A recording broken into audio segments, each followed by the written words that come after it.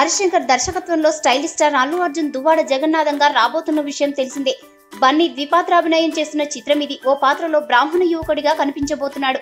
ఇప్పటికే teaser, trailer సినిమాలపై అంచనాలు పెంచేశాయి. బన్నీ సరసన పూజా హెగ్డే జంట కట్టనుంది. రంజాన్ కానుకగా ఈ నెల 23న డీజే ప్రేక్షకుల ముందుకు రాబోతున్నాడు.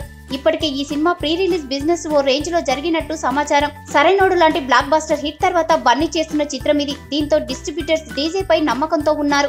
డీజే దాదాపు 75 కోట్లకు పైగా ప్రీ రిలీజ్ బిజినెస్ చేసినట్టు చెబుతున్నారు. ఇంకా కొన్ని ఏరియాల రైట్స్ మిగిలే ఉన్నాయట.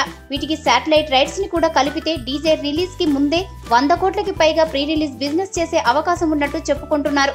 ఈ చిత్ర ఆడియో వేడుకని ఈ నెల 11న హైదరాబాద్ లోని శిల్పకళా వేదికలో జరగనుంది. ఈ వేడుకకి మెగాస్టార్ చిరంజీవి హాజరు కానున్నారు. ఈ చిత్రానికి సంగీతం దేవిశ్రీ ప్రసాద్ అందించారు.